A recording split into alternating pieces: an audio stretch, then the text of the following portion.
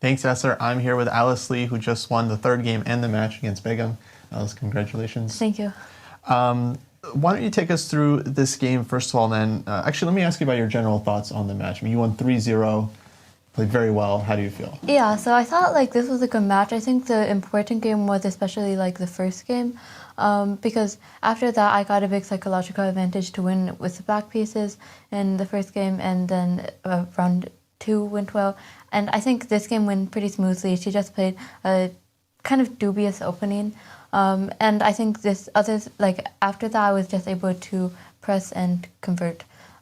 Yeah, at what point did you think you already got like just a very nice advantage? Okay, I mean, she played like this Boko Indian, and I played this A3 variation, which she hasn't played before. I mean, which I haven't played before. I think Bishop E7 is correct, Knight C3.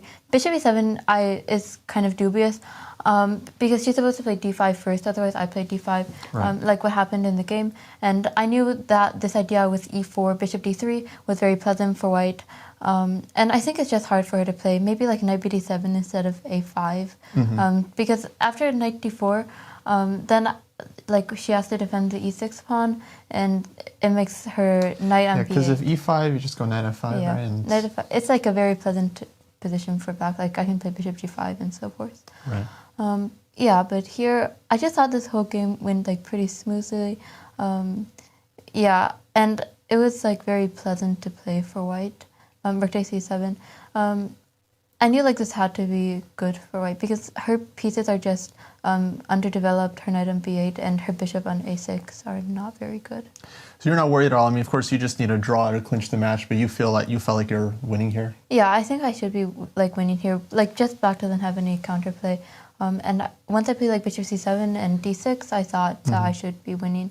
Although there was a point where, like, actually, I'm not sure if my technique was the best, because like here, because once I played Queen F4 and Knight C6, I realized after Queen F6 she can actually take on E7, and then after pawn takes Queen D2, and I was pretty annoyed because here, like even when I take the rook and king takes, like she's turning Queen E1 and also taking the bishop, so I thought like, I mean at the very least I always have a perpetual, but I think I'd play like G3 here and then Queen takes B6, but I was just like annoyed because when I played Queen F4, then Knight C6 I realized after Queen F6 she might be able to take, and this is still some work for white to win. Right. Wait, I gotta ask you this. So here you could maybe make a draw like immediately with this. Yeah. But are you saying you would actually just like play on with G3? Yeah, I probably play G3 because I mean I don't have any risk here, and her king is so exposed that I can always make a draw if I want.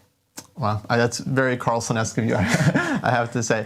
So Alice, the other match, Nazi versus Irina, is still ongoing. That could go either way. But I want to ask you, in case you see Irina in the finals, you know, you met her twice already in this tournament, both times.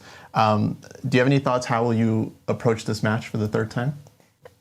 I'm not sure. Yeah, I played her actually 4 matches in the American Cup before because, and I'm not sure, like this format is a bit different because it's like classical and then rapid, but I think I like this format so far. Against Irina, I mean, I guess I'll have to do some preparation, but she's always a good opponent to play, and it would be a tough match, but also it's always a good learning experience. All right, thanks. We'll let you get to it, and best of luck in your next games. Thank you. Guys, back to you in the studio. Thank you, Kostya, once again.